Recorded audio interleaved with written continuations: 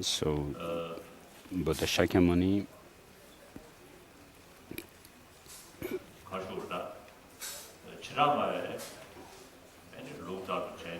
according to the Vaibhashika school of thought, or the lower Abhidharma system, Shakyamuni Buddha was, in the beginning of his life, was a sentient being who has collected the merits and wisdom over 3 countless eons, and he became an ascetic, a monk, who left home and then went through the 6-year austerity practice, and then beginning with the path he sat under the tree, Bodhi tree, and having reached the path of preparation, and then progressed through the path and became enlightened under the Bodhi tree. And then after enlightenment, he didn't give any teaching for a while. But after 49 days, then he gave teachings on the 4 Noble Truths to the first 5 human disciples. In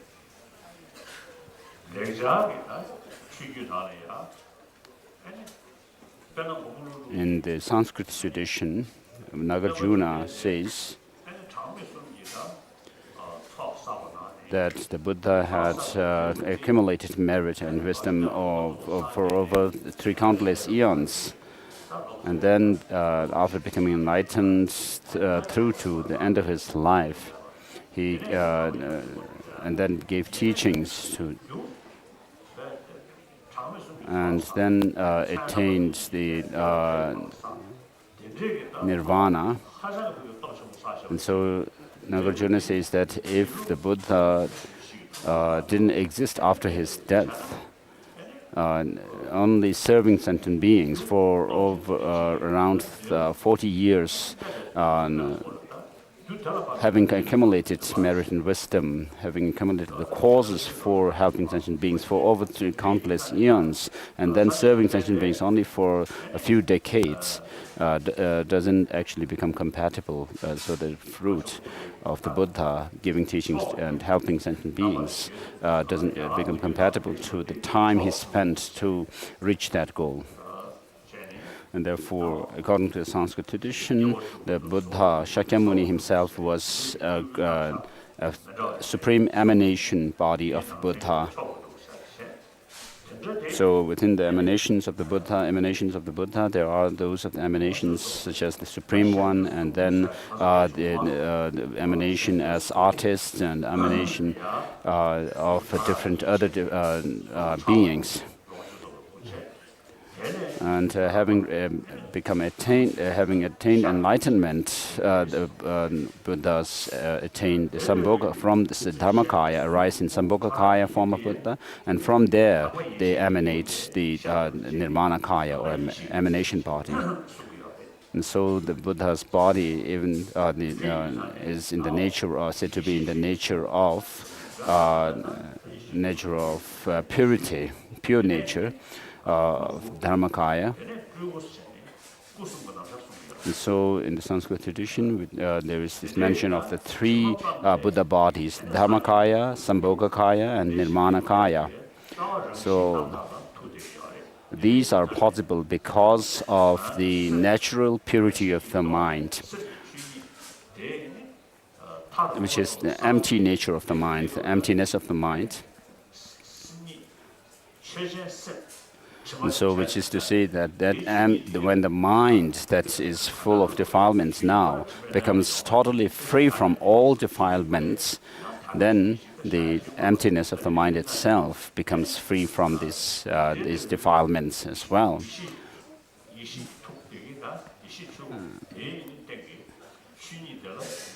So this emptiness of the mind of a Buddha is called Svabhavakaya, the nature truth body. In the highest Yoga Tantra, that nature body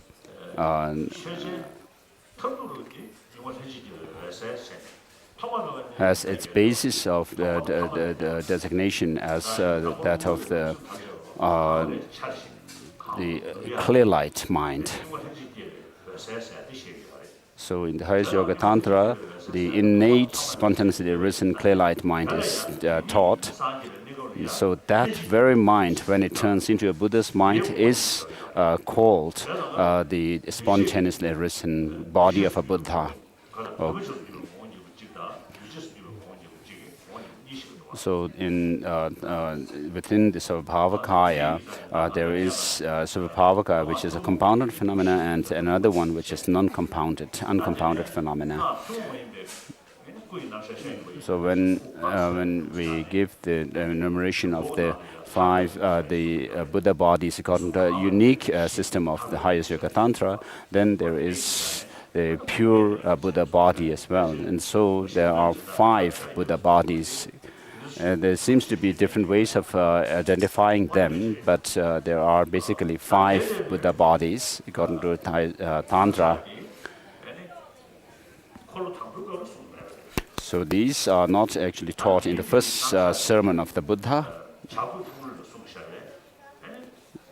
So where it comes in Buddha's teaching is in the second turning of the wheel of the Dharma, where the Buddha taught the Perfection of Wisdom Sutras. And then there is also the teaching of the Buddha in the third turning of the Buddha, taught in Vaishali and other places. So there are certain teachings. The first sermon of the Buddha on the Four Noble Truths was given in public. So it's well known. Whereas the second, the teaching on the perfection of wisdom and the third turning of the wheel were taught to beings with pure karma. For example, if you look at the Heart Sutra, there is a discussion between, the sutra is actually in the form of discussion or dialogue between Shariputra and Avalokiteshvara. So this shows that the teaching was actually given to beings of pure karma. And so because of this, because it was not given publicly, therefore it is said that there are arguments that the Mahayana is not a teaching of the Buddha, because they are also not part of the Buddhist compilation of the teachings of the Buddha, which were done during the councils, the first, second councils of the Buddha, teaching of the Buddha. So in the Sanskrit tradition of Buddhism, has the system of investigating the teaching of the Buddha. So the Perfection of Wisdom Sutras and other sutras in that formed part of the second turning of the wheel of the Dharma and so on, and followed by Nagarjuna and other masters of India, rely so much on reasoning and logic to come to conclusions of the teaching. And the Pali tradition, the Pali teachings, which comprise the first turning of the wheel on the Noble Truth, forms the foundation of Buddhism. And then on top of that, we have to add the teachings of the Perfection of Wisdom Sutras, where the teachings on the Four Noble Truths are explicated further through reasoning in the exegetical treatises.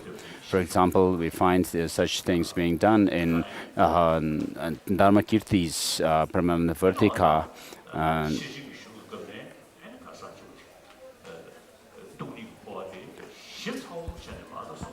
And in the Perfection of Wisdom Sutras, the teaching on teaches the emptiness very precisely and in great detail. And then, as part of the third turning of the wheel of the Dharma, we have the Tathagata Garbha Sutra, the essence of Tathagata, which forms the basis, the main source of the Maitreya's Mahayana Uttara Tantra. 거기서 너 대다 어제도 제가 나네 가르쳐 버렸잖아. So in these sutras, which form part of the third turning, what is shown is the Tathagata Garbha. Blessing for tea. Meditation.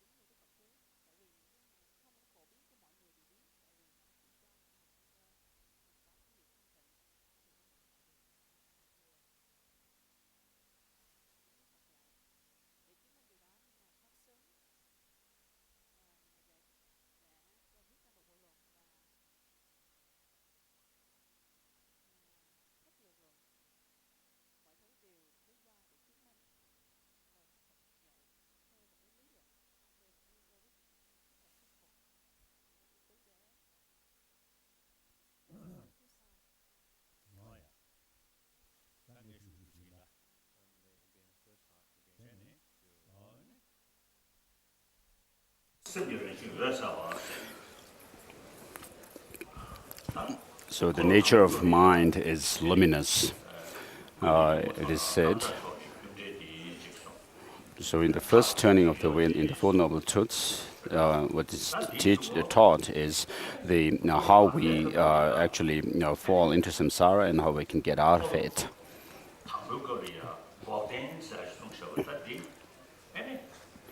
So the teaching on the cessation taught in the Four Noble Truths is in great detail, explained in great detail in the second turning of the wheel, in the Paramita Sutras.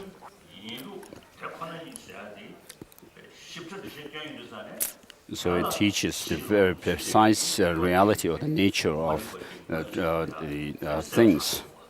And because of this, it becomes very clear to identify what ignorance is. So usually when you think about ignorance, it's a very generic term.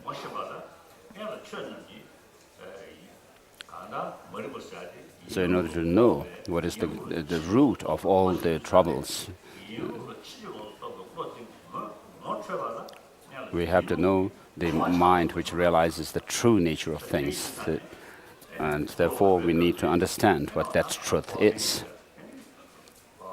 And therefore, in the Perfection of Wisdom Sutras, they teach the cessation in very precisely, in great detail. And then in the Tathagata Garbha Sutras, what is taught is the mind which perceives that reality of emptiness. And it shows that the mind, the basic mind, is intrinsically without the stains. And therefore, in Mahayana Uttara Tantra, it's said that the mind, the defilements are temporary.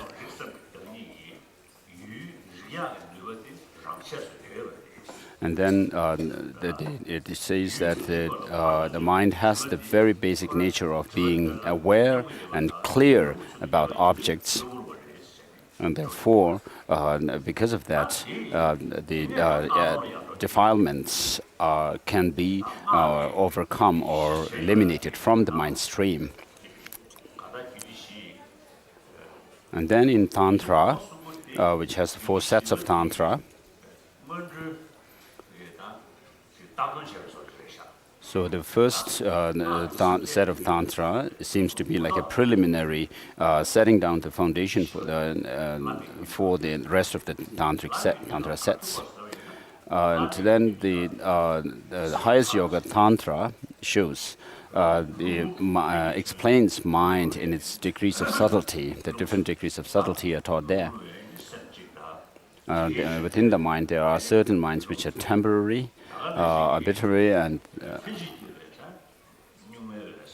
then it also teaches the very subtle, spontaneously or innate subtle mind, together with which is the innate wind energy. So we have the sensory perceptions during our waking state, and how they work. And then there's dreaming mind, and then there is a mind at the very deep sleep, during deep sleep. And so in one day we go through these experiences. So when we see things with our eyes and hear sounds with our ears,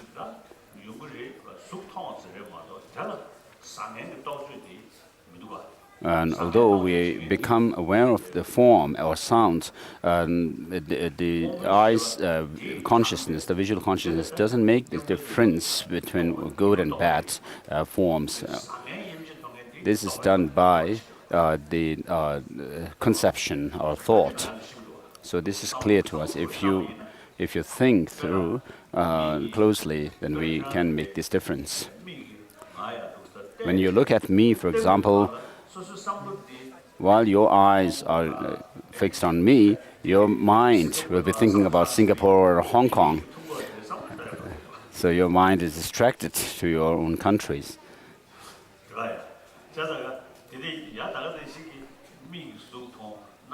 Similarly, you see something with your eyes, but also you hear some sound, music. And if your mind follows the sound more, then your visual consciousness is not so much aware of the form. And similarly, it goes with the visual form. When it's fixed, when your mind is focused on the sight, then the hearing is diminished. So I have talked with scientists about these differences. When the perceptions, the sensory perceptions work, which part of the brain actually work, and when the thought processes go on, which part of the mind works more. So I've told them there is a way to check that. In Buddhist psychology, we have this the sensory perceptions, which are non-conceptual, and then there is a conceptual mind, the thoughts. And then within the thought process, there is the thought during the waking state and during dreaming state, and then during the deep sleep state. So they they are subtler and subtler. The latter ones are subtler than the former ones. When somebody is in coma, there still is a thought process going on. And when somebody faints, also there is still this thought or conception. And then when somebody dies,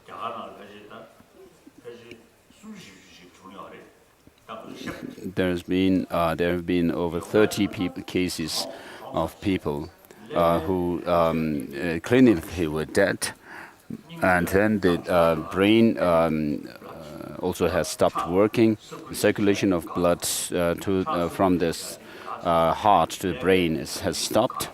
So when the circulation of blood, when the flow of blood from the heart to the brain stops, then you come to a point of brain death. But then, even after that, there have been these cases where people have stayed for a week or a few weeks, 4 weeks, without the body decomposing. So some scientists are now researching on this phenomenon. So even after brain death, still the person's body is fresh. So why does this happen? So some of my friends, scientists, are doing research on this phenomenon. According to Buddhist psychology, what we explain is that the subtlest mind is still there in the body. Although the gross states of mind have ceased working, still there is this subtle mind in the body. So we explain such things, and accordingly, there has been also through the power of meditation, people can also dissolve the gross states of mind and manifest the subtle mind, subtle clear light. So this, of course, there are not many, but there are few who can do that. And so, in the highest Yoga Tantra, there is this distinction between the subtle and gross states of mind, and so the subtle mind is used to transform into the path.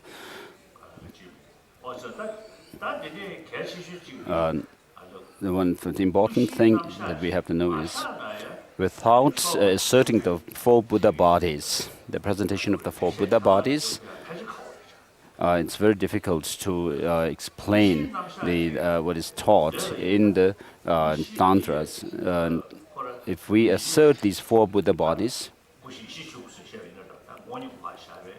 the 4 Buddha bodies, including the Dharmakaya,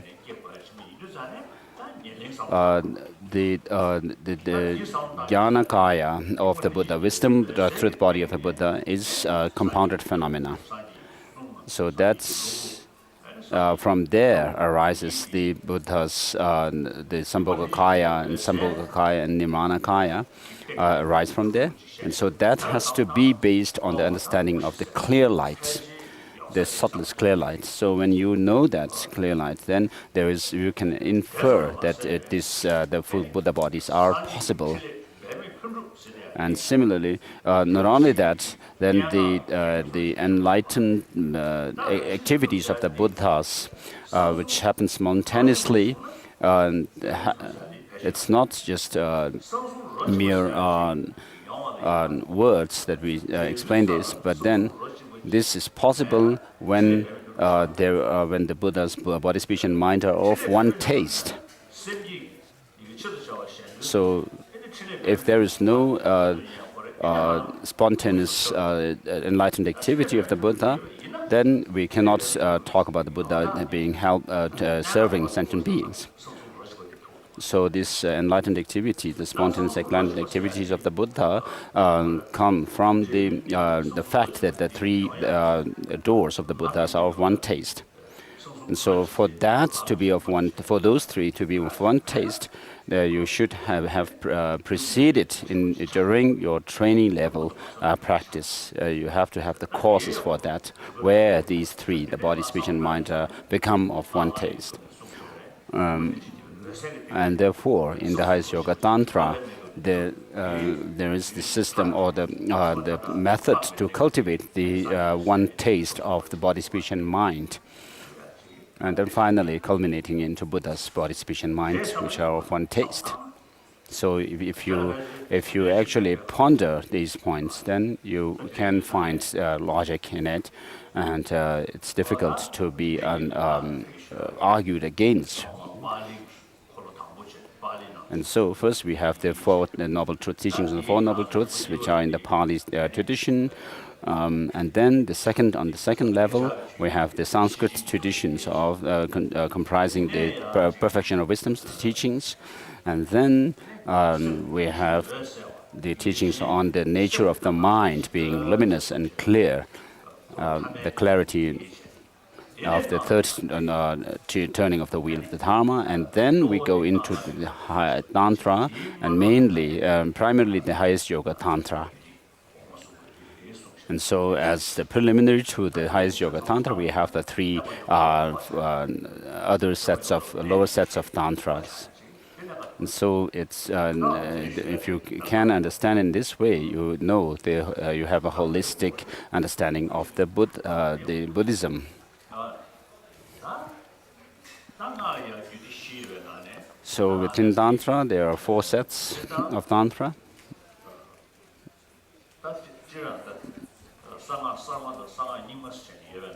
In Tibetan tradition, we have the old translations, the Tantric system, and this new Tantric system.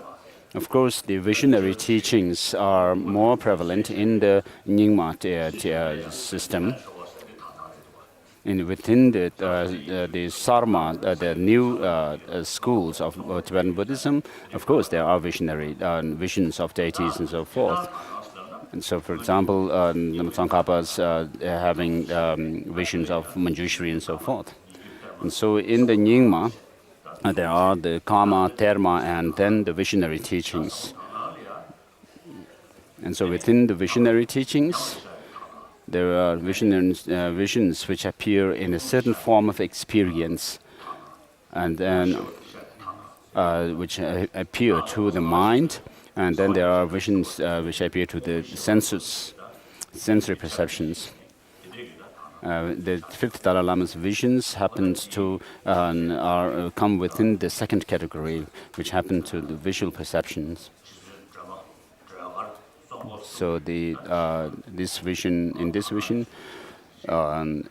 is about the 3 taras, with white tara in the center, flanked by 2 other taras. So the meditation for this is according to the action tantra. So as a preliminary to this, it would be good to take the Bodhisattva vows.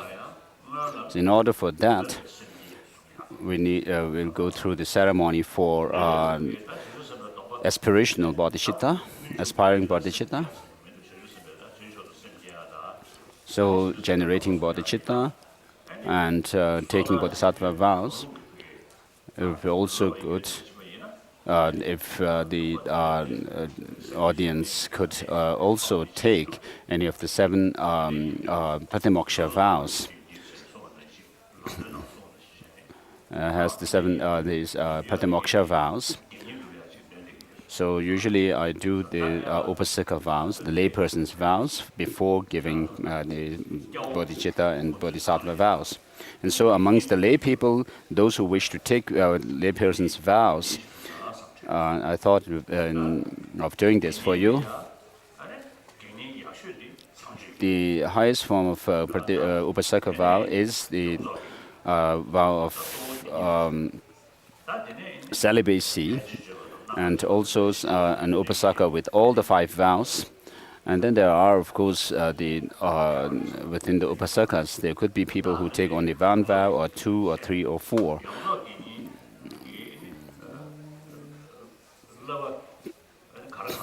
So what does an upasaka with all the vows keep as their precept? Abstaining from killing, stealing, sexual misconduct, and then lying, a big lie where you claim to have realizations and so forth, and then abstaining of alcohol. So of course, even if you may not have taken the vows, you cannot kill human beings because you land in prison. And similarly, it happens with the stealing. So even if you don't take the vows, you have to still follow the rules or laws of the country. And then if you commit sexual misconduct, for example, raping somebody, you would also be legally sued. So these are against laws. And then the fourth one is the grave lie, where you claim to have high realizations and experiences of the Dharma and so forth, even without them. So for ordinary people, this means they may not be so prone to committing this. But people like me, sitting on a high throne, could commit this kind of lie. Even though without having any kind of higher realizations, experiences of Dharma, they may claim to have so. But there are some people who are totally disillusioned, and for example, you may take Bodhisattva vow from me, having generated Bodhichitta. Some people may go to may claim that they are bodhisattvas now, having taken bodhisattva vows from me.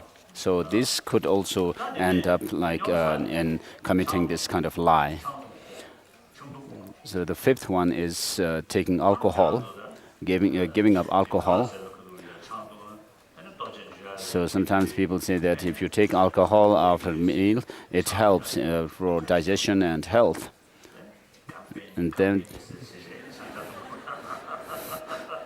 then you say kampen and take alcohol. So you say cheers when you take alcohol. So you have to think about it. I always tell this story. My senior tutor, Ling Rinpoche, gave the 5 vows, these Upasaka vows, to one Tibetan elderly man. And then he explained to this man the 5 precepts. And he came to explaining this about alcohol. And then the old man said, I cannot give up drinking alcohol. And so Ling Rinpoche, because he was in embodiment of compassion, he very kindly told this old man, you don't take too much alcohol, but maybe you can take a little. So if you can give up alcohol, then please give up, do so. And even if you cannot do so, you don't take to the point that you get drunk. Just take a little.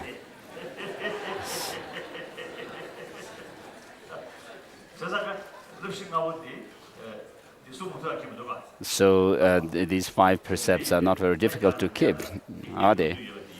So those of you who wish to take the Upasaka vows, please raise your hands. Raise your hands, those who wish to take.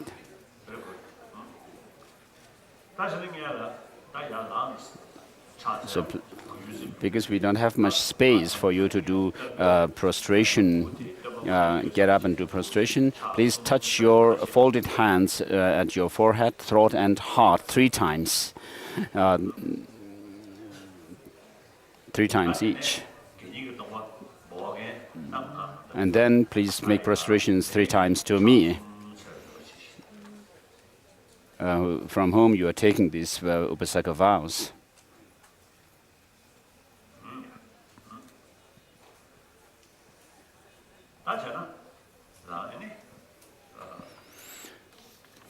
Look at page number 17 for these vows in the Book of Prayers. So whichever vows you take, it has to be done on the basis of having taken refuge in the Buddha, Dharma, and Sangha. So with this determination to take refuge in the Buddha, Dharma, and Sangha, then you take refuge in them. So the Buddha, take Buddha as taking the Buddha as the teacher, and then the Dharma being the actual refuge, within the Dharma there is the scriptural or the teachings, and then the experiences of the realizations of Dharma. So the main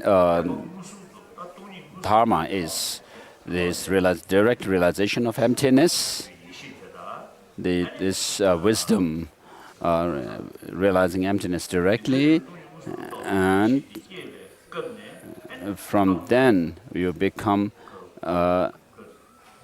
able to overcome certain defilements.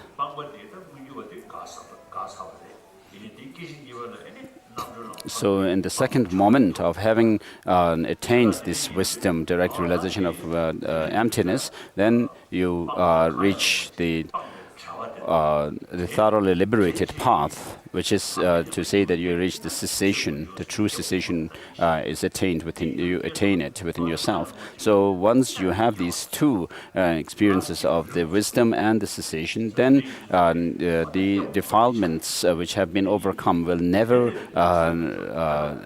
repeat themselves within you. And so there you think of taking refuge in such a dharma.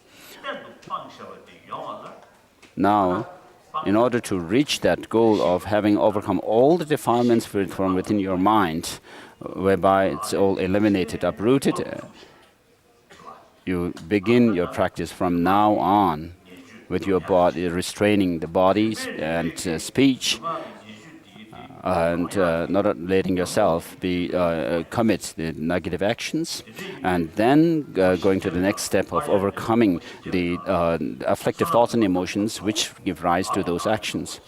And so Aryadeva says, first get rid of the non-meritorious actions, and then in the middle it says get rid of the self-grasping, and then finally get rid of all distorted views. And then in this way, if you can do this in this way, you are a wise one. And so, with regard to the 5 vows, so the first step is to refrain from committing non-virtuous actions. And so, with the determination to reach that goal of having overcome all the defilements from within your mind, which is to say true dharma within yourself, I will take these 5 vows of Upasaka. You should feel that determination. And just as the past masters, past Sangha masters have practiced the path, likewise I will do so. You should feel determined to that. And so with that understanding, those of you who wish to take, please kneel on your right knee, those who wish to take the Upasaka vows. Look at page number 17 of the prayer book.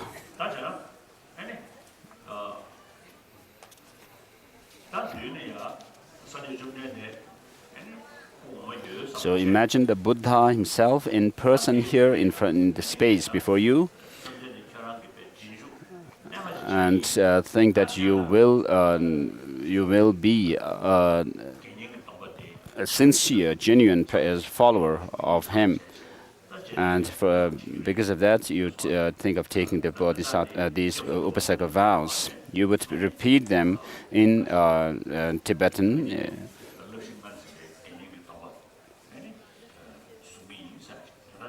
So these lines basically say that you are going to take these vows of Upasaka, the 5 precepts. So please repeat, Master, please pay attention to me.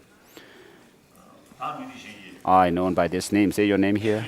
From this time on, and as long as I'm alive, seek refuge in the Buddhas, the best of the bipeds.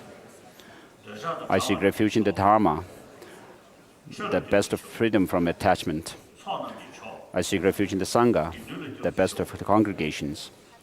Master, please consider me as a devout lay follower until my death. Repeat from the beginning, Master, please pay attention to me. I, known by this name, from this time on, as long as I'm alive, Seek refuge in the Buddhas, the best of bipeds. Seek refuge in the Dharma, the best of freedom from attachment. Seek refuge in the Sangha, the best of congregation. Master, please consider me as a devout lay follower until my death. At the end of this third repetition now, when you say, as a devout lay follower, that's the time when you receive the vow, these Upasaka vows, and His Holiness will snap at that point and feel convinced that you have received the Upasaka vows. Master, please pay attention to me. I, known by this name, from this time on, and as long as I'm alive, seek refuge in the Buddhas, the best of the bipeds. Seek refuge in the Dharma, the best of freedom from attachment. Seek refuge in the Sangha, the best of congregations. Please consider me as a devout follower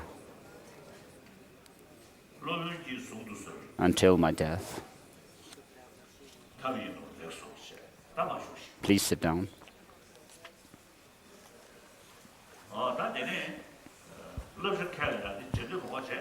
So with regard to the precepts, we don't need to follow the ritual.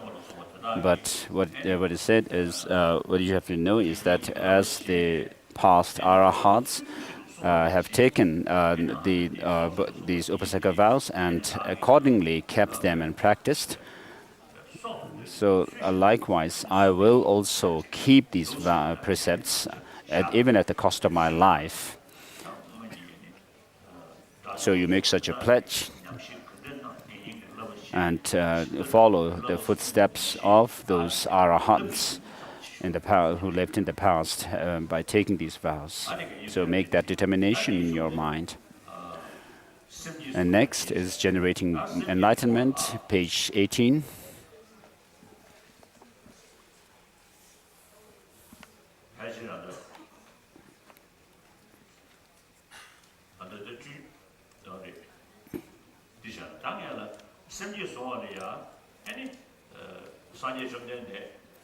So in order to generate bodhicitta, imagine the Buddha who is embodiment of the four Buddha bodies, and surrounded by him, being surrounded by Manjushri, Maitreya, Samantabhadra, and so forth, the 8 principal Bodhisattva disciples, as well as masters like Nagarjuna, Asanga, and so forth in the space surrounding the Buddha. And then, when Buddhism spread to other countries from India, like Burma, Thailand, Sri Lanka, and Cambodia, and Laos, where the Pali traditions have spread. And think of the great masters of the past from these countries. And also the Buddhism spread to China, Korea, Japan, Vietnam. And the masters of these great, who have actually served the Dharma and sentient beings, masters from these countries as well. And also the Buddhism is spread from India to Tibet directly, and from there to Mongolia, and also the Mongolian, ethnic Mongolian regions of the Russian Federation. And so imagine the great masters from these regions as well, Tibet and Mongolia and the other regions in this space before you. And so with these in mind, you generate bodhicitta. In order to generate bodhicitta, you have to accumulate merit and purify negativities, and therefore there's Shendun.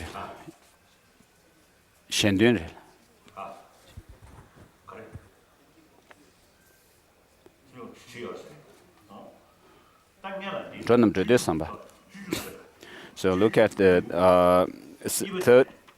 second chapter of this Shantideva's book, Disclosure of Wrongdoings or Confession.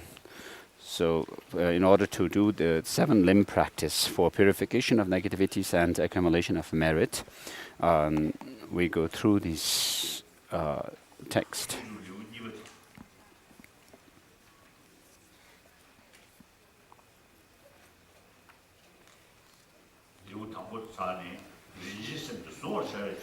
In order to seize this precious mind, it begins with that line. Second chapter.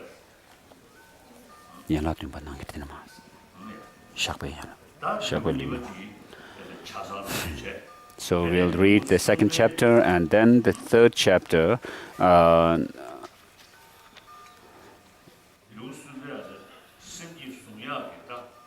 Until the point of taking the Bodhisattva and generating Bodhichitta.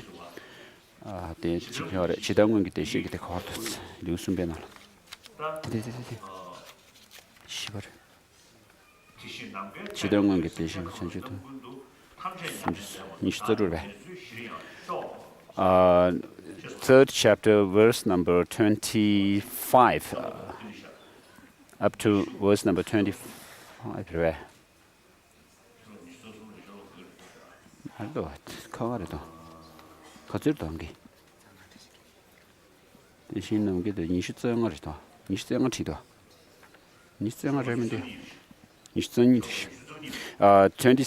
Verse number 22, sorry, on page 22.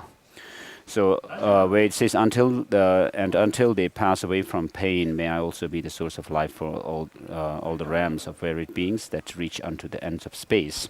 So up to that point, we'll read.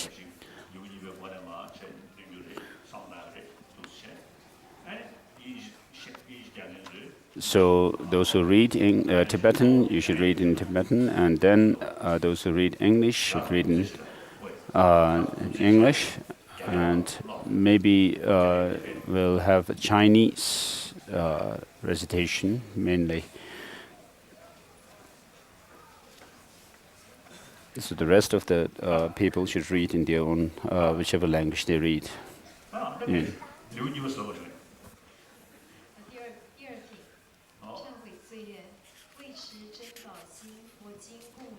In order to seize the precious mind, I offer now to the Tathagatas, to the sacred Dharma, the stainless jewel, and to the disciples of the Buddha, the oceans of excellence, whatever flowers and fruits there are, and whatever kind of medicine, whatever jewels exist in this world, and whatever clean, refreshing waters, likewise gem-encrusted mountains, forest groves, quiet and joyful places, heavenly trees bedecked with flowers, and trees with fruit-laden branches, fragrances of celestial realms, incense, wishing trees and jewel trees, uncultivated harvest, and all ornaments that are worthy of being offered, lakes and pools adorned with lotuses, and the beautiful cry of wild geese, everything unowned within the limitless sphere of space. Creating these things in my mind, I offer them to the supreme beings of the Buddhas as well as their children. O compassionate ones, think kindly of me and accept these offerings of mine. Having no merit, I am destitute, and I have no other gifts to offer. O protectors, you who think of helping others by your power, accept these for my sake. Eternally shall I offer all my bodies to the conquerors and their children. Please accept me, you, the supreme heroes. Respectfully shall I be your subject. By being completely under your care, I shall benefit all with no fear of conditioned existence. I shall perfectly transcend my previous transgressions, and in the future shall commit no more. To very sweetly scented bathing chambers with brilliantly sparkling crystal floors and exquisite pillars ablaze with gems, with canopies above aglow with pearls, I beseech the Tathagatas and their children to come and bathe their bodies from many jeweled vases filled with water scented and enticing to the accompaniment of music and song. Let me dry their body with incomparable cloths, clean and well anointed with scent, and then may I present these holy beings with fragrant garments of suitable color. I adorn with manifold ornaments and various raiments, fine and smooth, the Arya, Samandabhadra, Manju Kosha, Avalokiteshvara, and all the others, just like polishing pure refined gold. and I anoint the Buddha's forms, which ablaze with light, with the choicest perfumes, whose fragrance permeate 1,000 million worlds, and to the highest objects of giving I offer beautiful, well-arranged garlands, as well as enchanting, sweet-smelling flowers, such as lilies, jasmine, lotus blooms. Also I send forth clouds of incense, whose sweet aroma steals away the mind, as well as celestial delicacies, including a variety of foods and drinks. I offer them to jeweled lamps arranged on golden lotus buds. Upon land sprinkled with scented water, I scatter delicate flower petals. To those who have the nature of compassion, I offer palaces resounding with melodious hymns, hymns exquisitely illuminated by hanging pearls and gems that adorn the infinite space. Eternally shall I offer to all the Buddhas jeweled umbrellas with golden handles and exquisite ornaments embellished to the rims, standing erect and dear shapes beautiful to behold. In addition, may a mass of offerings resounding with sweet and unpleasing music, like clouds that appease the misery of all, each remaining for as long as necessary. And may a continuous rain of flowers and precious gems descend upon the reliquaries and statues and upon all the jewels of Dharma. And in the same way as Manjughosha and others have made the offerings to the conquerors, similarly do I bestow gifts upon the Tathagatas, the protectors, their children and all. I glorify the oceans of excellence with limitless verses of harmonious praise. With these clouds of gentle eulogies constantly ascend to their presence. With bodies as numerous as all the atoms within the universe, I prostrate to all the Buddhas of the three times, the Dharma and Supreme Community. Likewise, I prostrate to all the reliquaries, to the basis of awakening mind, to all the learned abbots and masters, and to all the noble practitioners. I seek refuge in all the Buddhas until I possess the essence of awakening. I seek refuge in the Dharma and in the assembly of Bodhisattvas. With folded hands, I beseech the Buddhas and Bodhisattvas who possess the great compassion and reside in all directions throughout beginningless cycling existence in this life and others. Unknowingly, I committed transgressions and ordered them to be done by others. Overwhelmed by the deception of ignorance, I rejoiced in what was done.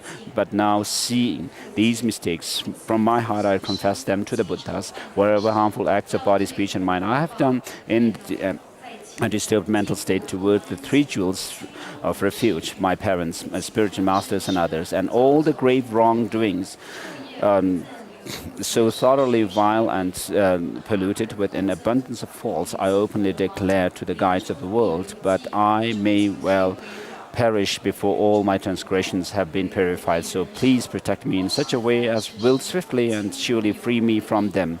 The untrustworthy Lord of Death waits not for things to be done or undone, whether I am sick or healthy. This fleeting lifespan is unstable. Leaving all, I must depart alone. Yet, through not having understood this, I committed various kinds of wrongdoings. For the sake of my friends and foes, my foe will become nothing. My friends will become nothing. I too will become nothing. Likewise, all will become nothing.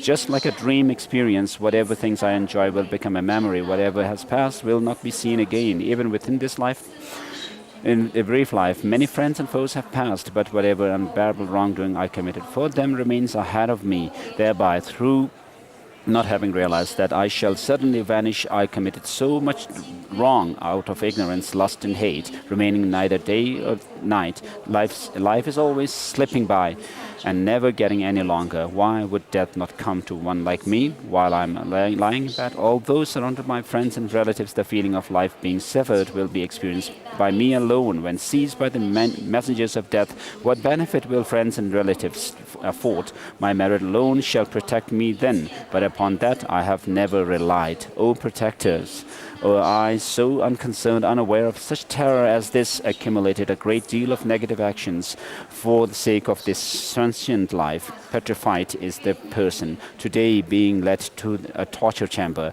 with a dry mouth and dreadful sunken eyes. His entire appearance is transfigured. What need to mention the tremendous despair when stricken with the disease of great panic, being clasped by the physical forms of the frightful messengers of death. Who can afford me real protection from this great horror? With terrified, bulging eyes agape, I shall search in every direction for refuge. Upon seeing no refuge anywhere, I shall become enveloped in gloom. If there should be no protection there, then what shall I be able to do? Therefore, I now seek refuge in the Buddhas who protect the world, who strive to shelter all the lives and, with great strength, eradicate all fear.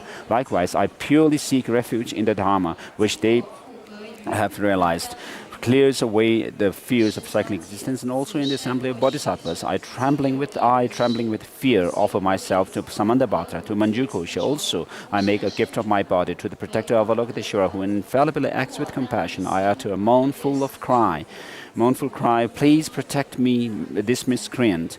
In my search for refuge, I cry from my heart for Akashgarbha, Kshitigarbha, and all the compassionate protectors, and I seek refuge in Vajrapani, upon the sight of whom all harmful beings, such as the messengers of death, flee in terror in all directions. Previously, I transgressed your advice, but now, upon seeing this great fear, I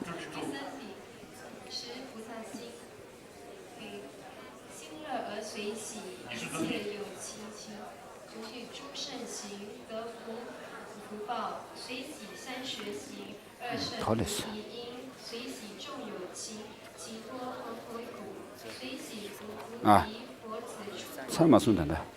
Previously, I transgressed your advice, but now seeing this greater, I go for refuge. By doing so, may this fear be swiftly cleared away. If I need to comply with the doctor's advice when frightened by common illness, then how much more so when perpetually diseased by the unmanifold agitations of desire and so forth. And if all people living on this earth can be overcome by just one of these, and if no other medicine to cure them is to be found elsewhere in the universe, then the intention not to act in accordance with the advice of the all-knowing physicians, then that can uproot every misery is extremely bewildered and worthy of scorn. If I need to be careful near a small ordinary precipice, then how much more so near the one of deep duration that drops 4,000 miles. It is inappropriate to enjoy myself thinking that today alone I shall not die, for inevitably the time will come when I shall become nothing. Who can grant me fearlessness? How can I be surely free from this? If I shall inevitably become nothing, how can I relax and enjoy myself? What remains with me now from the terminated experience of the past, yet through my great attachment to them, I have been going against my spiritual master's advice, having departed from this life and from all my friends and relatives. If all alone I must go elsewhere, what is the use of making friends and enemies? How can I be surely freed from unwholesomeness and the sources of misery? And continuously, day and night, I should only consider this. Wherever has been done by me through ignorance and unknowing, be it the breaking of a vow or a deed of nature, by nature wrong, I humbly confess it all in the presence of the protectors, with folded hands, prostrating myself again and again, my mind terrified by the misery to come. I beseech all the guides of the world to please accept my transgressions and wrongs. Since these are not good, in the future I shall do them no more. Gladly I do rejoice in the virtue that relieves the misery of all those in unfortunate states and yet that gives happiness to the suffering. I rejoice in the gathering of virtue that is the cause for our heart's awakening. I rejoice in the definite freedom of embodied creatures from the miseries of cyclic existence. I rejoice in the awakening of Buddhas and also in the spiritual levels of these children. Yes. Okay. English. Second, 인지도로 사용하랍니다.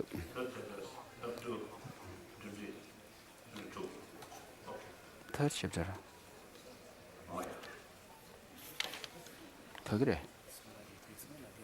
다음에 사스. 저놈 저대 삼백. 저놈 저대 삼백. No. Now red. Sugar chop jago.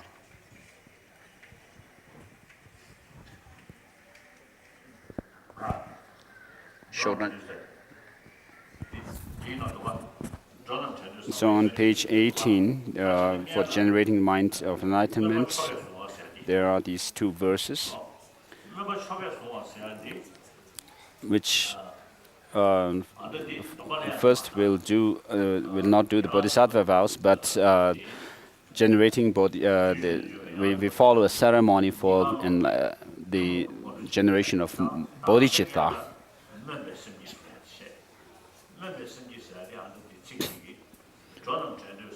So the verses that we'll use begins with a wish to free all sentient beings. The first verse shows taking refuge in the Buddha, Dharma, and Sangha.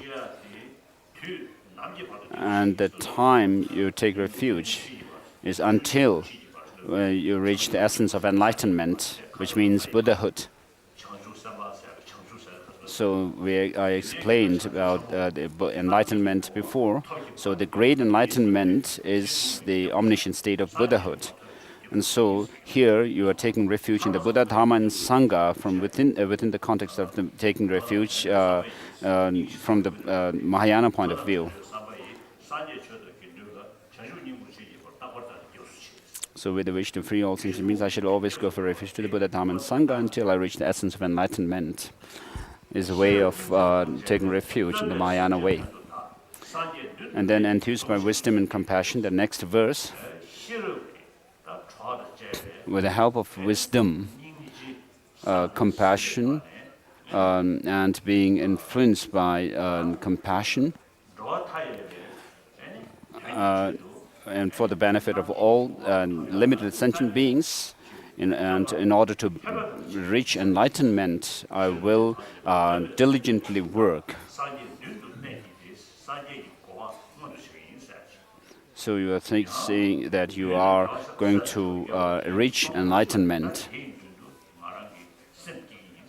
And you imagine the Buddhas and Bodhisattvas in front of you in the space, and then generate Bodhichitta.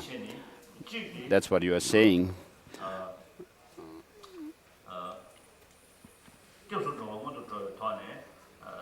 So by taking refuge,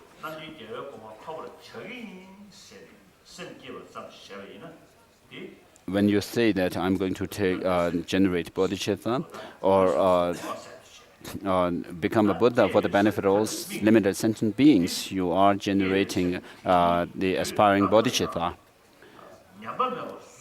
And having done that, then you, when you make a pledge that you will keep this bodhicitta forever until you reach enlightenment, then that is actually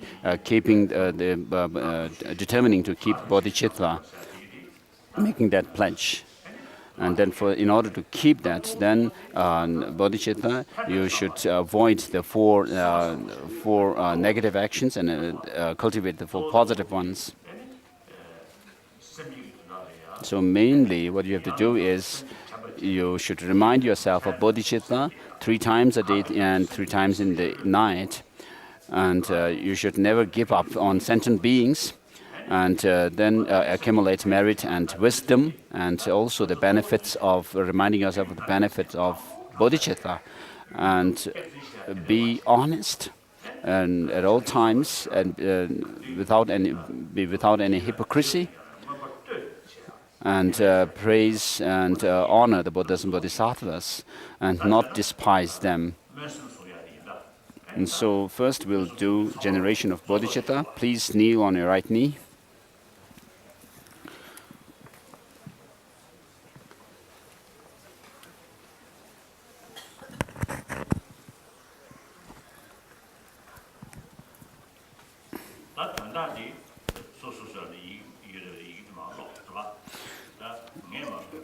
So I will say in Tibetan, but you will repeat after me in your own language. With a wish to free all sentient beings, I shall always go for refuge to the Buddha, Dharma, and Sangha until I reach the essence of enlightenment.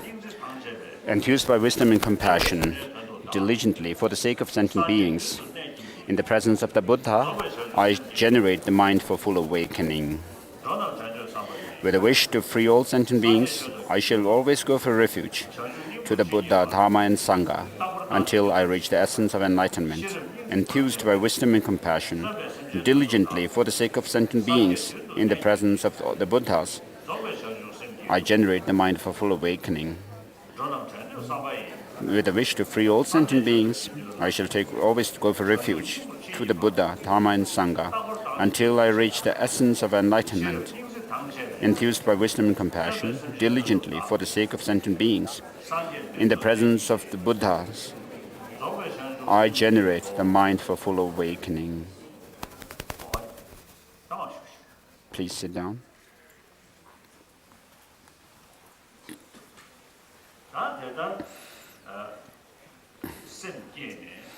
So having generated bodhicitta, the aim or the objective of that is to reach enlightenment. So which cannot come about through mere prayers, nor by reciting mantras. But how do you reach that? You have to cultivate bodhicitta, which of course for now is an object of prayer for us. But if you should think of it, reflect on it again and again, and then grow in the strength of this bodhicitta, this aspiration to become a Buddha for the benefit of all sentient beings. And then there comes a time when this experience of bodhicitta becomes real. So now, for that, you have to first of all understand what the bodhi means.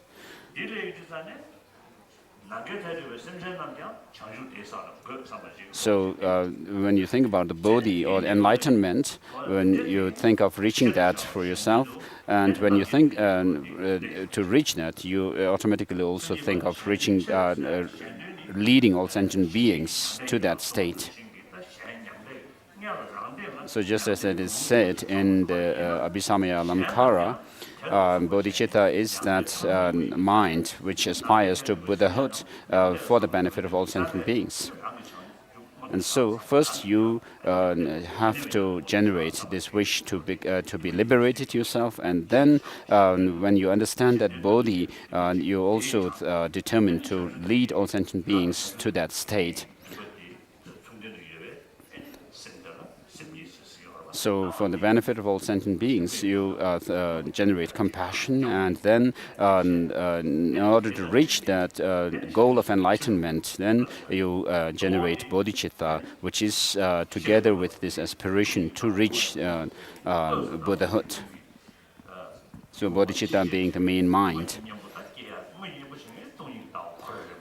And so in order to reach Buddhahood, you also have to overcome the obscuration to knowledge, or cognitive obscuration. And for that, you have to realize emptiness. And so you have to develop the combined experience of shamatha and vipassana focused on emptiness. So with the help of vipassana and shamatha, realizing emptiness, then you have to progress along the path. And in order to reach higher and higher, you also need merit. And so you have to collect merit, and for that you have to put effort. And so there is diligence. So until you reach enlightenment, Buddhahood, you have to do to the best of your ability to help other sentient beings, in which you can actually help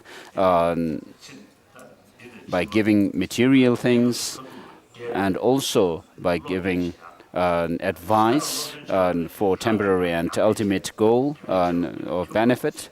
And then while you teach others to be good, you also have to show your example to others that you also you are also doing that. And then you engage in the practices now in order to reach the goal of enlightenment. And then you have to engage in the different practices. Such as the practices which are called the armor-like practice, and the engagement practice, and so forth. And so the main factors which lead you to Buddhahood is the 6 perfections, the Bodhisattva practices. And therefore, not sufficing yourself with only generating bodhicitta, but also having this determination to engage in the Bodhisattva practices of the 6 perfections. So for that, you should, if you don't have the wish to practice the 6 perfections of the Bodhisattvas, then you cannot take Bodhisattva vows. And so, Bodhisattva vow is about pledging to engage in the Bodhisattva practices, the six perfections, in order to reach the goal of enlightenment and for the benefit of other sentient beings. And so, having generated Bodhichitta, you first listen to the teachings on the precepts of Bodhisattvas. And having done that, then when you feel the aspiration or the interest to engage in the Bodhisattva practices, then you take Bodhisattva vows. And actually, it's said that in order to take Bodhisattva vows, you should have a Bodhisattva. You should be a Bodhisattva, which means you should have Bodhichitta within yourself, as it is mentioned in the Bodhisattva Bhumi of Asanga, where when you take Bodhisattva vows, it's asked, "Are you a Bodhisattva?" So, when this question is asked, when you don't have bodhicitta, you feel a little bit concerned, and it's very difficult that to say yes, I am bodhisattva when you don't actually have bodhicitta within yourself. But we also have this aspiration to practice the bodhisattva practices.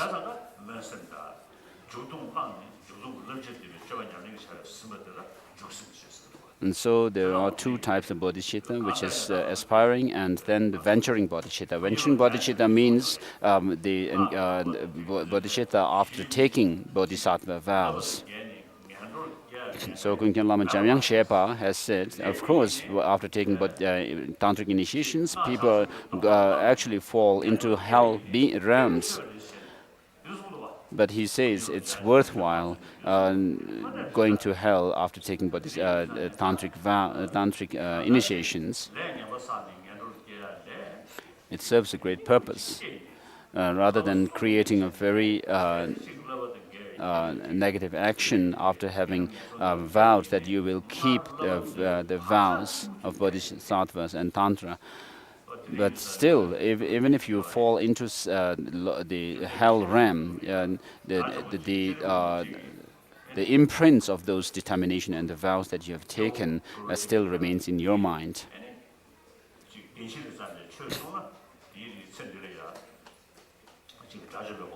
So there's a story where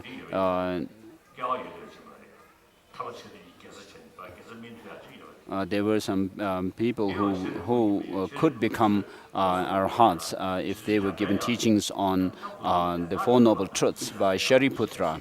But before Shariputra could give the teachings, Manjushri came forth and gave teachings on emptiness to those disciples. And then those disciples couldn't actually take the teaching on emptiness, and therefore they actually had this idea that emptiness is something nihilistic kind of view, and so because of that misunderstanding, they fell into the hell realm. And then Shariputra went to the Buddha and said, Manjushri actually did a grave negative thing. So Buddha told Shariputra that your clairvoyance about the fact that those disciples could reach arhatship was rather weaker than the clairvoyance of Manjushri.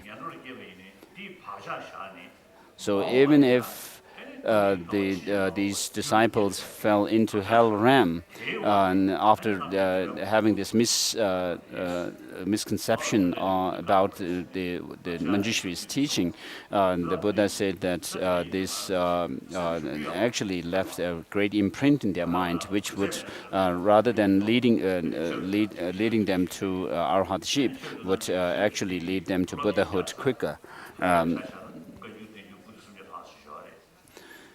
And so we have to study Buddhism. We have in Tibetan the 300 volumes of the Kanjur and Tenjur.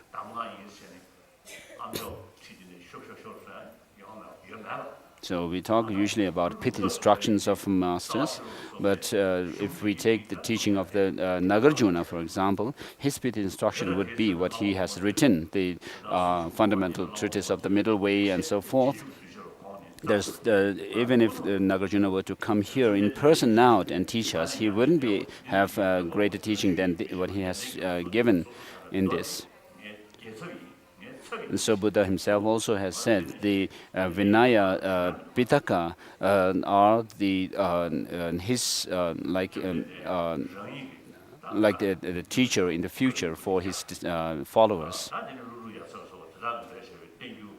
And then we have we have in Tibetan 100 volumes of the teaching of the Buddha, the words of the Buddha, and then 225 volumes of the exegetical texts written by Indian masters. So we have to use these as our textbooks for studying Buddhism. We have to start it now. If we don't do it now, then how can we actually progress along the path from bliss to bliss? Nagarjuna has said that feeling discouraged will lead you nowhere. You have to have confidence and courage to engage in the paths. You should not feel discouraged at all, and should not have low esteem. We have not been able to reach our goals because of feeling low self-esteem and so forth. And so for Bodhisattva Vows now, so verse number 22 on page 22 in this book of Shantideva, 23, I'm sorry, which starts with just as the previous Sugatas gave birth to an awakening mind. This verse number 23 and 24 will recite them three times. So just as the Buddhas and Bodhisattvas have generated Bodhichitta, likewise I will do so. And similarly, it says, likewise, for the sake of all that lives, do I give birth to awakening mind, and likewise shall I too successively follow the practices. Please kneel on your right knee.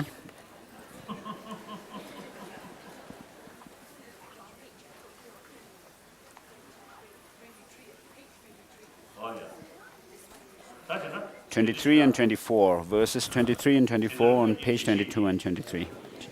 Just as the previous Sugatas gave birth to an awakening mind, and just as they successively dwelt in the Bodhisattva practices, likewise, for the sake of all that lives, do I give birth to an awakening mind, and likewise shall I too successively follow the practices.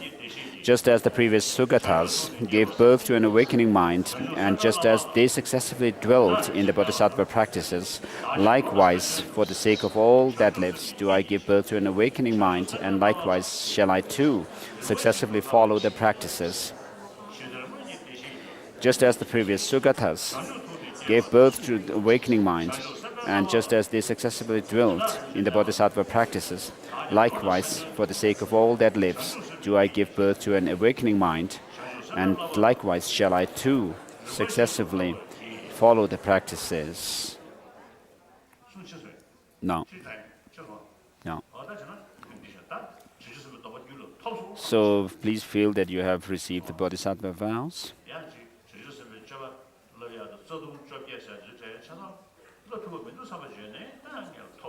So if you feel that you will not be able to keep all the 18 root downfalls, the Bodhisattva vows and so forth, just make a prayer to be able to take Bodhisattva vows in the future. But if you think that you are able to keep the Bodhisattva vows and accordingly engage in the practices of Bodhisattvas, you may feel that you have received this.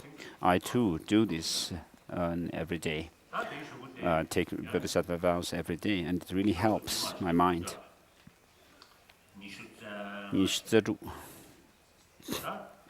Verse number 26.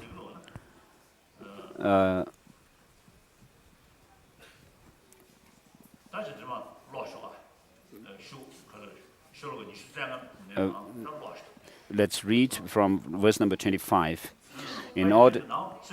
Please sit down.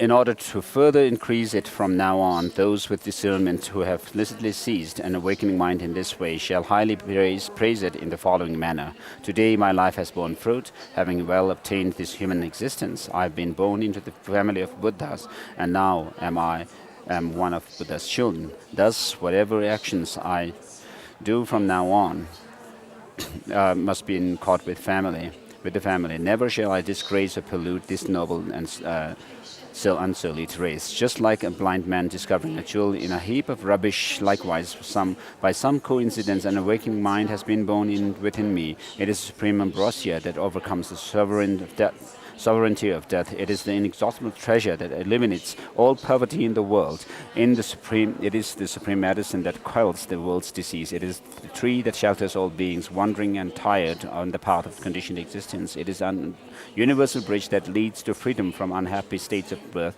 It is the dawning upon moon of the mind that dispels the torment of disturbing conceptions. It is the great sun that finally removes the misty ignorance of the world. It is the quintessential butter from the churning of the milk of Dharma. From all those guests traveling on the path of conditioning who wish to experience the bounties of happiness, this will satisfy them with joy and actually place them in supreme bliss. Today, in the presence of all the protectors, I invite the world to be guests at the festival, temporary and ultimate delight. May gods, demigods, and all be joyful.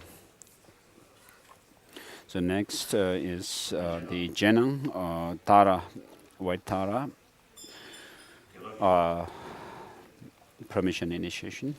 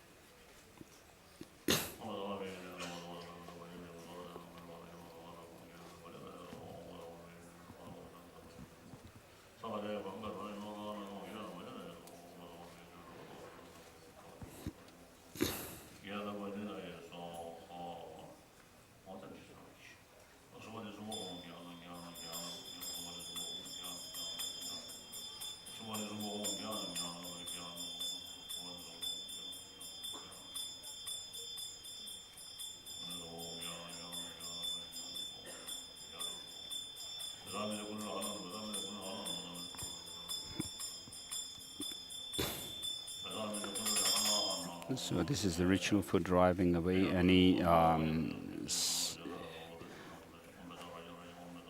hindering or spirits who might otherwise hinder this practice of the Jenang.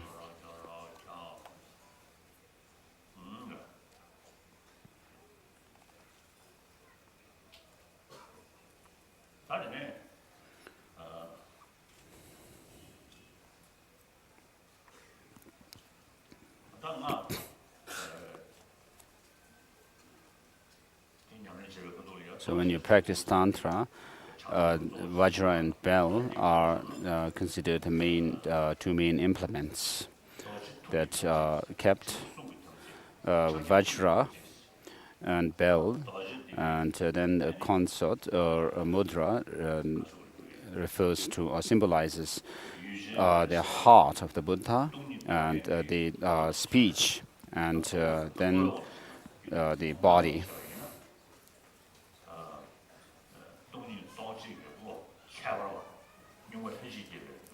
So the heart here refers to the innate clear light mind, which is used to realize emptiness. And the bell symbolizes the emptiness, which is realized by that wisdom.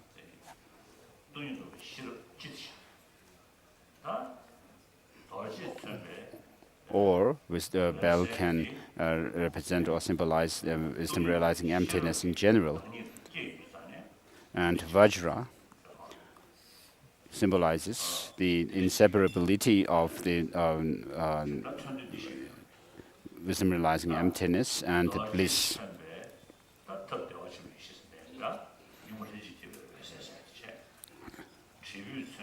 So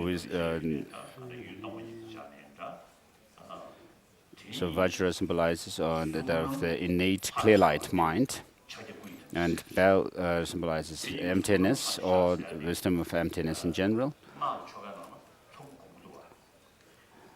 So in Tantra, we visualize ourselves as deities. 제 탐제로 And so, 소능 소능 파트를 잘 샤워. so the mind which realizes emptiness, the wisdom actually appears in the form of a deity in Tantra. So it's not about just visualizing some deity without that experience. Whether you realize whether you visualize a deity in front of you or yourself as a deity, you have to be able to see that deity in front of you and yourself as deity of being of the one nature.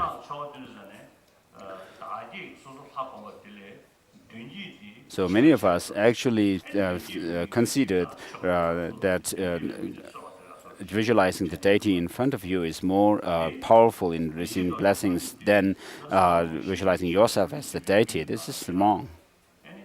In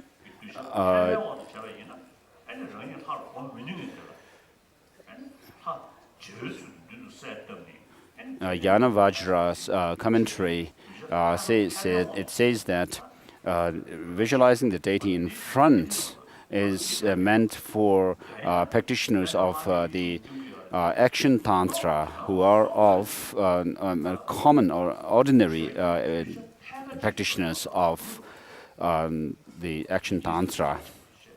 So otherwise, even contrary to that, we actually visualize the deities in front and consider that to be more source of blessing, and then make offerings to them. So you also, when you imagine the deities in front of you, you do that within the meditation on emptiness, and then the mind realizing emptiness arises from that mind which is absorbed in emptiness. And so this is similarly the case with regard to self-generation, yourself generating yourself as the deity. So first you dissolve yourself, everything into emptiness, and then from that you arise into a deity.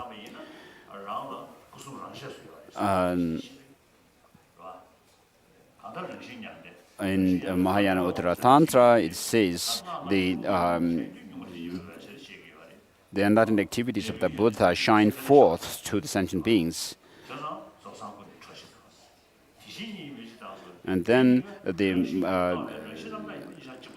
the emptiness of the mind, the empty nature of the mind of sentient beings and Buddhas are of same nature. Nagarjuna says there's no samsara and nirvana which are separate.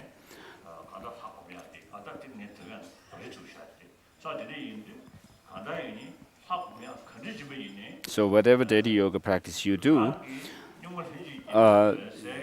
you have to realize emptiness with that innate clay-like mind, and then that emptiness nature of the mind. So of course, as soon as the clay-like mind comes into being, its nature is empty. So that emptiness of the mind, that mind of clay-light and the clay-light are of one nature. But what we are talking about here is actually generating that wisdom within ourselves to realize the emptiness of that clear light, of course, which means that it's not like meditating on emptiness of some object outside of you, like a vase. So that emptiness of the mind is on the mind itself. So you have to appear into a deity from within this absorption of your mind in meditation. So of course we do lots of rituals, but we have to understand this process of dissolution into emptiness and then rising from within that emptiness.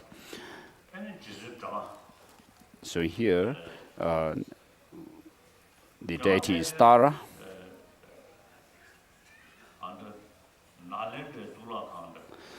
So in Nalanda University and other ancient monasteries, we can see images of the Tara and Avalokiteshvara.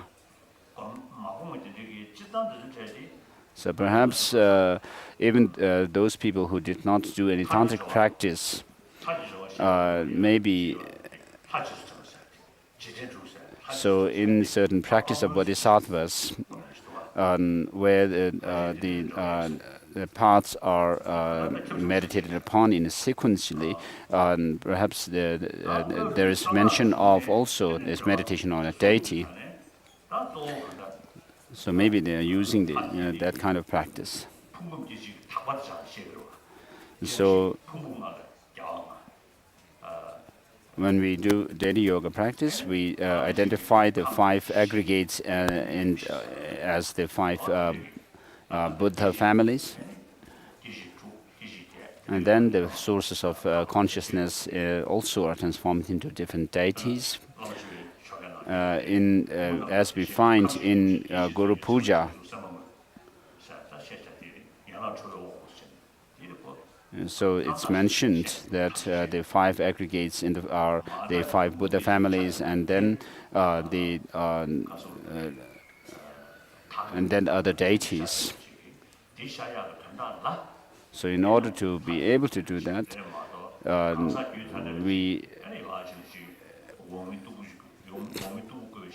in order for ourselves to transform into deities, we do such meditations on deities. And it's not like thinking about a deity somewhere up in Akarneshta land or something like that. So I just explained about the symbolism of Vajra and bell. So regarding Tara, she is the purified state of the wind energy.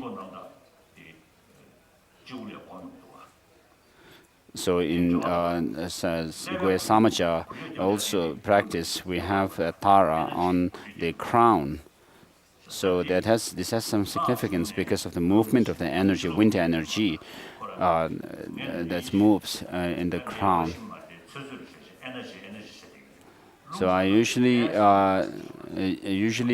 translate the prana as the energy, which is usually translated wind energy. So lung or prana has a correlation to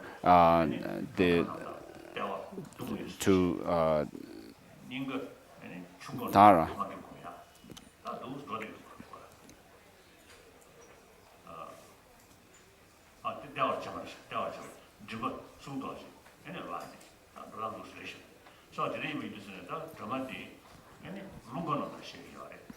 So Tara is the purified state of the wind energy, and which means that she's the embodiment of the deity of enlightened activities of the Buddhas.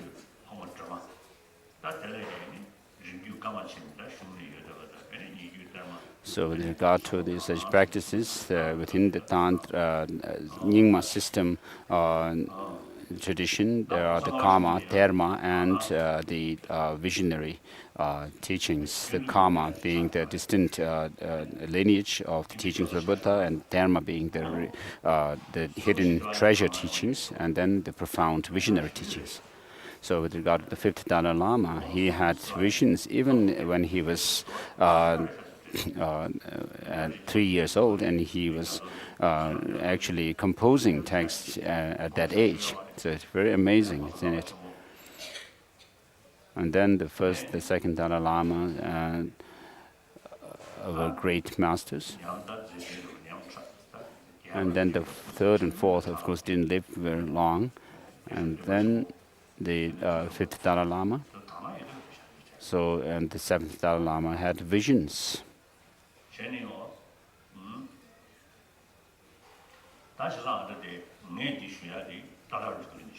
So I received this particular Jenang from Tata Rinpoche. So with regard to Bodhisattva Vows, of course, it's part of the Tantric initiations. And then I also took Bodhisattva Vow, especially from Ling Rinpoche, my senior tutor, in front of a Buddha statue in Bodh Gaya, the main Mahabodhi stupa. And then I also took Bodhisattva vows from Tijang Rinpoche, my junior tutor,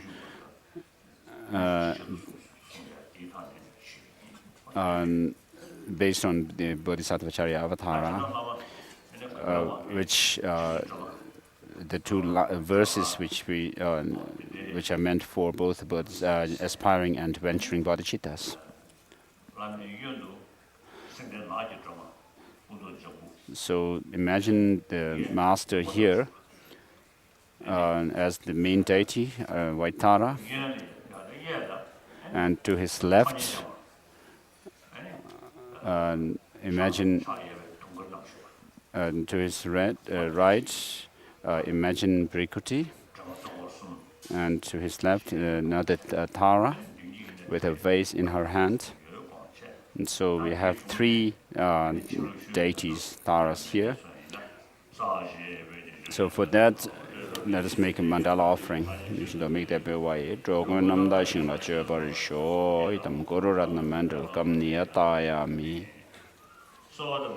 Please repeat this request.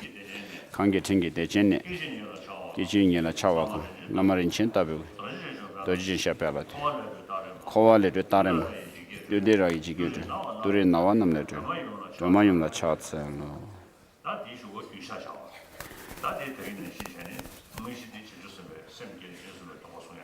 So the next we take Bodhisattva vows. I don't know whether you can actually receive a fresh set of Bodhisattva vows here in this as part of this ceremony, but it will help. Please repeat these. Kunjo sumla da gyapchi. Digbatam je sosor sha. Rowe gyala je rang. Sanje chanchub yigi sum. Page 19. Rijibado da gyapchi. I shall generate the mind of awakening. Having generated the mind of highest awakening, I shall invite all sentient beings as my guests. I shall engage in the delighting supreme practices of enlightenment. May I attain Buddhahood to benefit sentient beings. I seek refuge in the three jewels. I confess all misdeeds individually. I rejoice in the virtues of all beings. I take mind to mind Buddha's enlightenment. To the Buddha, Dharma, and Sangha, I seek refuge until I reach enlightenment. To fulfill the interests of oneself and others, I shall generate the mind for awakening. Having generated the mind for highest awakening, I shall invite all sentient beings, my guests. I shall engage in the delighting practices of enlightenment. May I attain Buddhahood to benefit sentient beings. I seek refuge in the three jewels. I confess all misdeeds individually. I rejoice in the virtues of all beings. I take to mind Buddha's enlightenment. To the Buddha, Dharma, and Sangha, I seek refuge until enlightenment. To fulfill the interests of oneself and others, I shall generate mind for awakening. Having generated Bodhichitta, I shall invite all sentient beings, my guests. I shall engage in the delighting supreme practice of enlightenment. May I attain Buddhahood to benefit all sentient beings.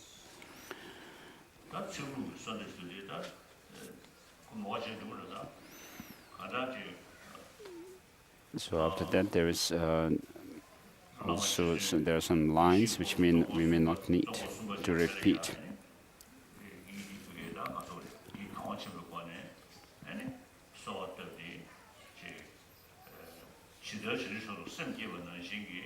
So just as the Taras also have generated Bodhichitta and reached enlightenment,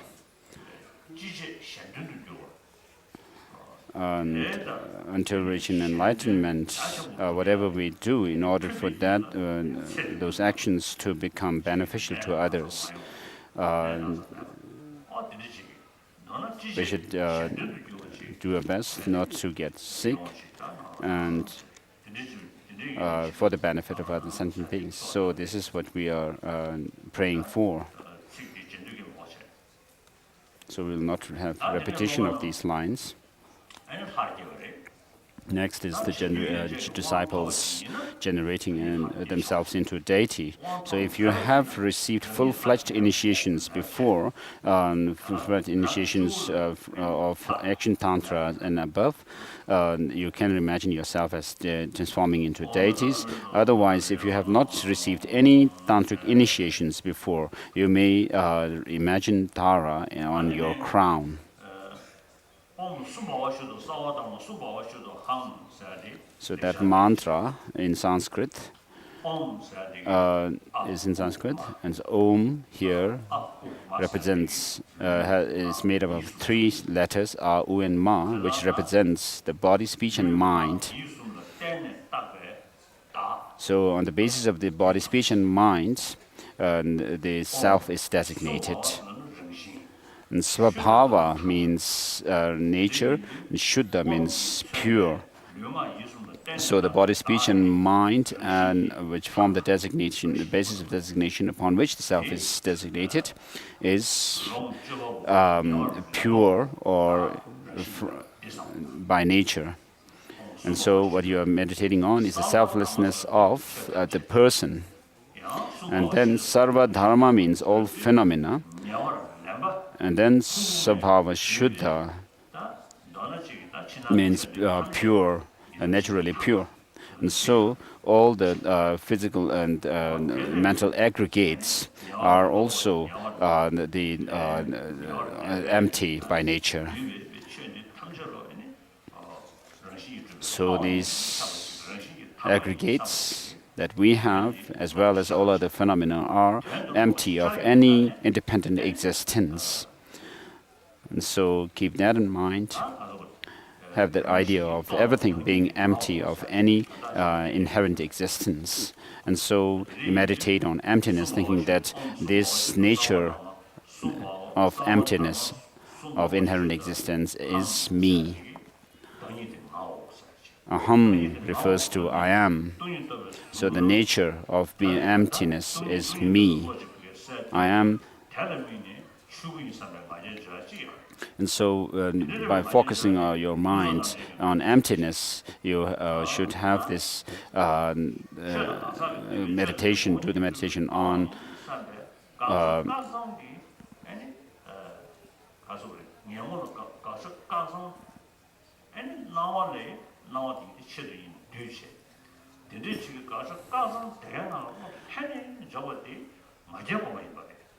so when you absorb your mind completely in this emptiness, then you are actually having this divine pride of being in the nature of emptiness. And so in the ultimate nature of emptiness.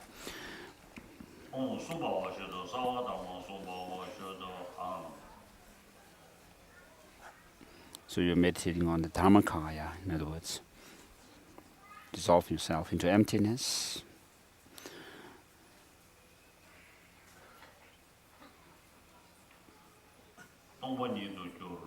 So everything becomes empty. Have this divine pride of being in the nature of emptiness, Dharmakaya. So this mind which ascertains emptiness, imagine it transforming into a tam syllable. On your left, a green tam, and on your left, on your right, home, blue in color.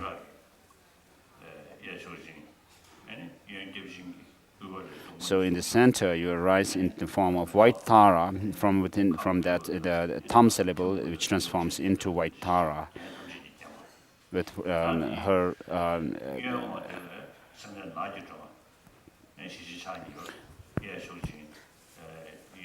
And then on the left is green Tara. And to your right is Brikuti, dark blue in color. So her right hand in the gesture of giving supreme siddhi, and holding a conch. The green Tara holds a vase in her hand.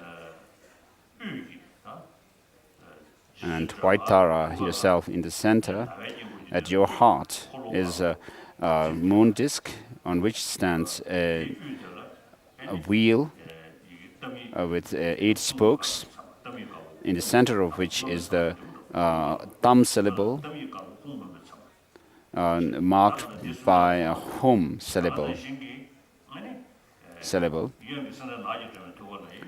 And similarly, at the heart of the green Tara,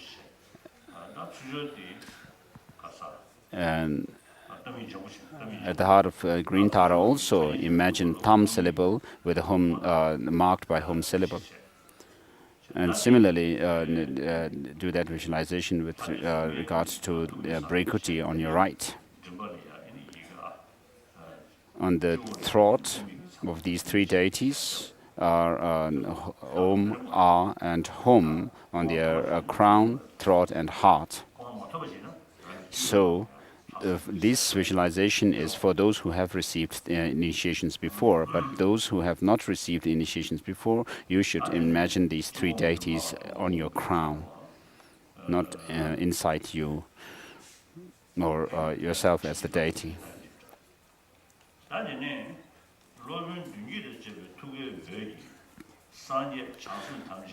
So from the heart of the Guru and the deities in the altar, rays of light go out, and then they invite or draw forth the blessings of the Buddhas and Bodhisattvas.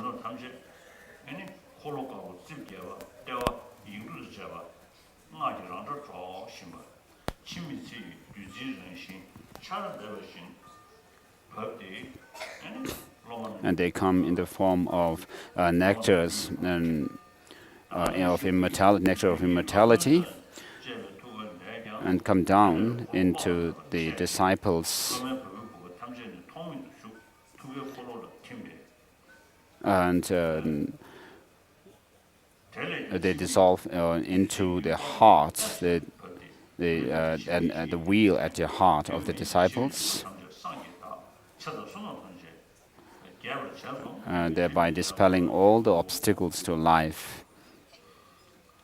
And you gain the longevity as well as great merit.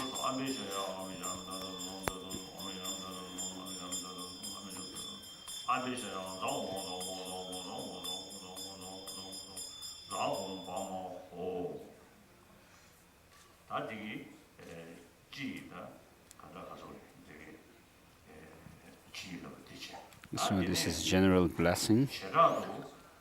And now, in particular, from the Om syllable at the forehead of the main deity, central deity, rays of light go out. And then also this happens from the forehead of the 2 deities.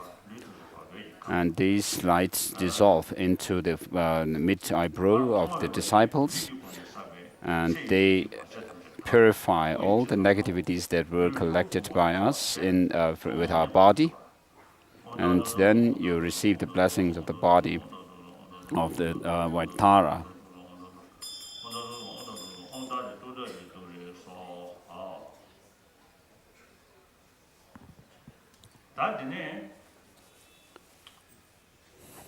Next. From the throat, at the throat of the master and the deities in front, as well as the two deities on the sides, red rays of light come forth, and they enter the throat of the disciples, and thereby purifying all the negativities accumulated through speech. And these rays of light fill your thought and bless your speech. So with your body and mind, think that you are blessed, so that you are able to engage in extensive practices to help sentient beings extensively. And then again, the same process of the emission of light happens from the heart of the guru as well as the deities in front in the altar, and the light rays come in the form in blue color, and your heart fills up and with these rays of light, and the negativities of the heart or mind is purified, and then your mind is blessed, so that you are blessed to empowered to cultivate concentration, single-pointed concentration.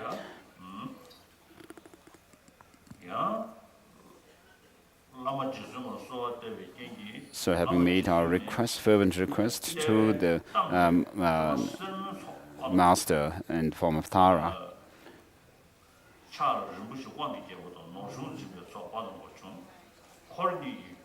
imagine yellow taras coming forth from the navel of the Guru and the deities in front, and they go to your navel, and thereby your navel is filled with yellow light.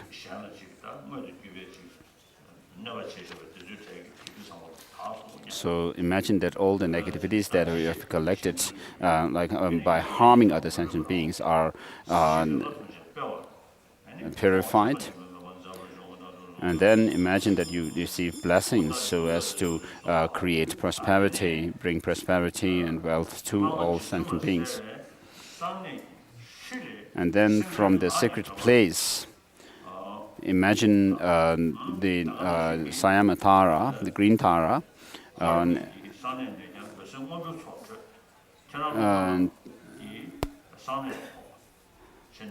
and also from the two taras on the side, this rays of light, green rays of light come forth and enter your secret place, and fill it up with this green light, and thereby purifying all the fearful states, 8 fears, terrifying states, and you receive blessings to overcome them.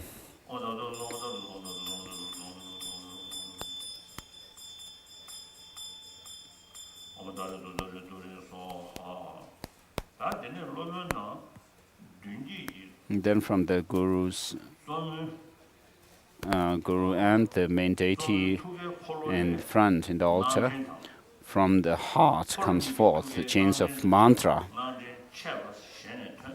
and also from the deities on the two sides come forth this mantra, and they go down into you and are placed at your heart, dissolve into the home syllable at your heart. So please repeat this mantra: Om Tare Totare Tore Mamayo Bonijana Pujankuro Soha. Om Tare Totare Tore Mamayo Bonijana Pujankuro Soha. Om Tare Totare Tore Mamayo Bonijana Pujankuro Soha. So please repeat this 21 times together. Om Tare Totare Tore Mamayo Bonijana Soha. Om Tare Totare Tore Mamayo Bonijana Pujankuro Soha. Om Tare Totare Tore Mamayo Bonijana Pujankuro Soha. Om Tare Totare Tore Mamayo Bonijana Pujankuro Soha. Om Tare Totare Tore Mamayo Bonijana Pujankuro Soha. Om Tare Totare Tore Mamayo Bonijana Pujankuro Soha. Om Tare Totare Tore Mamayo Bonijana Pujankuro Soha. Om Tare Totare Tore Mamayo Bonijana Pujankuro Soha. Om Tare Totare Tore Mamayo Bonijana Pujankuro Soha. Om Tare Totare Tore Mamayo Bonijana Pujankuro Soha. Om Tare Totare Tore Mamayo Bonijana Pujankuro Soha. Om Tare Totare Tore Mamayo Bonijana Pujankuro Soha. Om Tare Totare Tore Mamayo Bonijana Pujankuro Soha. Om Tare Totare Tore Mamayo Bonijana Pujankuro Soha. Om Tare Totare Tore Mamayo Bonijana Pujankuro Soha. Om Tare Totare Tore Mamayo Bonijana Pujankuro Soha. Om Tare Totare Tore Mamayo Dare do dare dare mama yavana yana param karo soha. Dare do dare dare mama yavana yana param karo soha. Dare do dare dare mama yavana yana param karo soha. So on the left side of the Guru is the Sayamatara, green Tara, and from her heart again, from the 10 syllables, the 10 syllables of the mantra come forth, and they dissolve into your heart. Please repeat this. Om Tare Tutare Ture Soha. Om Tare Tutare Ture to the imagination. Om Tare Tutare Ture Soha. Om Tare Tutare Ture Soha. Please repeat it 21 times again. Tutare Ture Soha. Om Tare Tutare Ture Soha. Om Tare Tutare Ture Soha. Om Tare Tutare Ture Soha. Om Tare Tutare Ture Soha. Om Tare Tutare Ture Soha. Om Tare Tutare Ture Soha. Om Tare Tutare.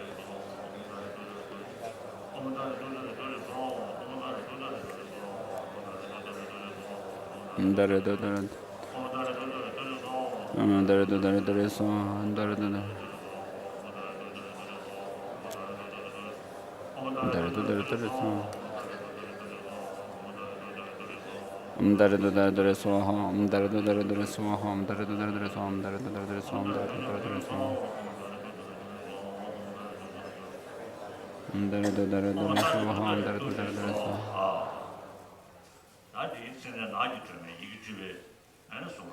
So that's the green Tara mantra. And then to the right is Brikuti, the frowning Tara.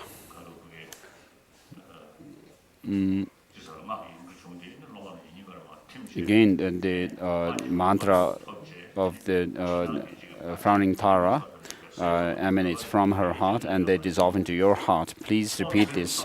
Om Brim Soha. Om Arya Bimkoti Soha. Om Brim Soha. Om Arya Bimkoti Soha. Om Brim Soha. Om Arya Bimkoti Soha.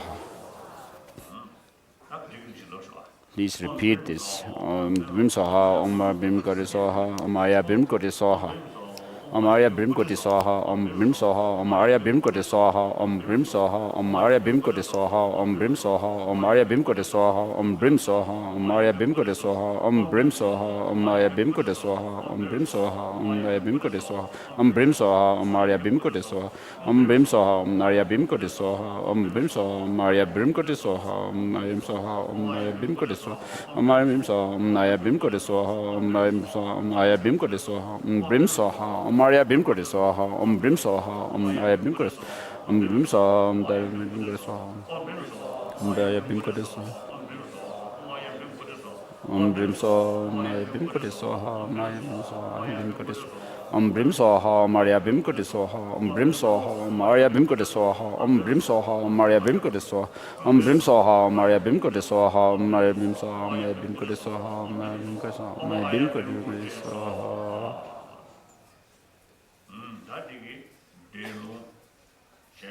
So this is the transmission of the mantra recitation.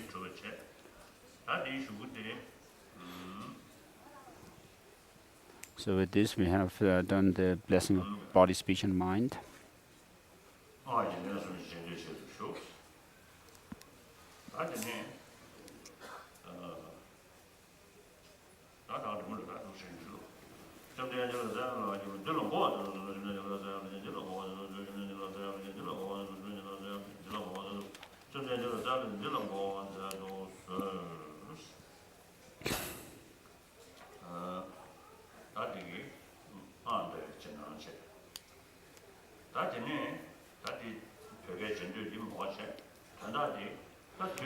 So we don't need to repeat what's written there, but the meaning is, from now on, in order to enhance our practice of Bodhichitta, so that whatever we do becomes beneficial to benefit others, and you feel determined that you will rely totally on the Arya Tara in order to be able to do whatever things you have to do to serve others. and so that you receive blessings from her. The first Dalai Lama, Gendun Trulpa, the omniscient one, when he was living as a hermit, he had visions of the white Tara, great visions, and so he wrote the praises of Tara, which are called Lektima.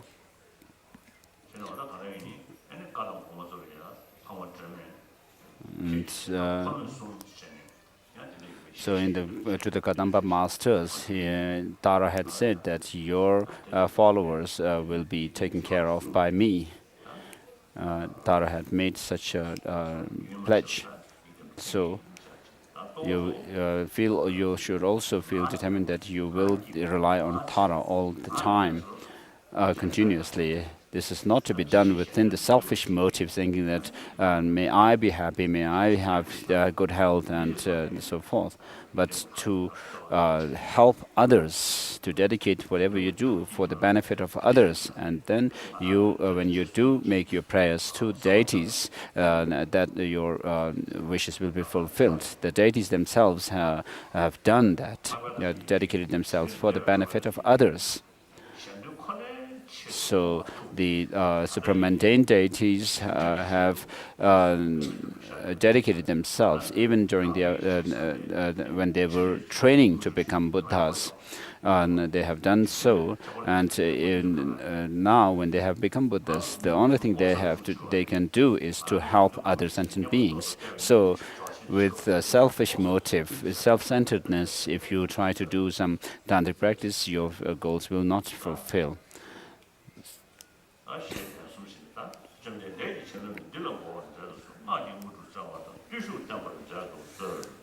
So may the disciples be blessed by the deities.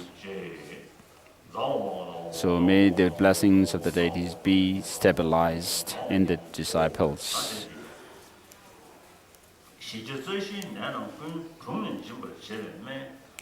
To overcome the 424 sicknesses, and to overcome the delusions, the sickness or disease of delusions. May the disciples be blessed with this medicine.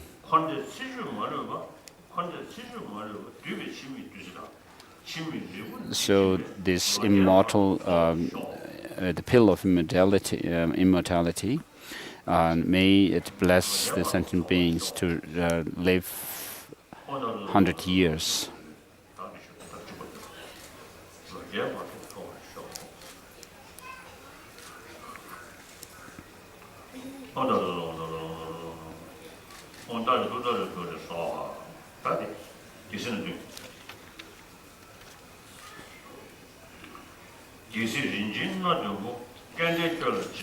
By giving these symbols, the royal symbols, may you have the same merit as Chakravartin king, a universal monarch.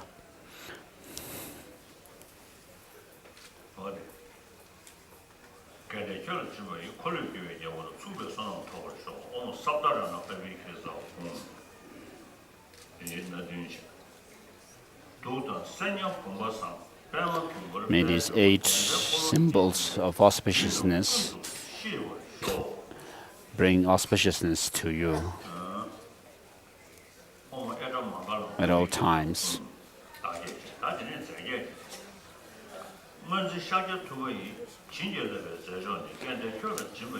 And then next is the 5 blessed substances, the 8 substances. May they be bring auspiciousness to you, just as in accordance with the blessings of the Shakyamuni Buddha. So with this, we have done the Jenang of White Tara. So perhaps it would be difficult to do the Bodhisattva Charya Avatar now, to continue the teaching.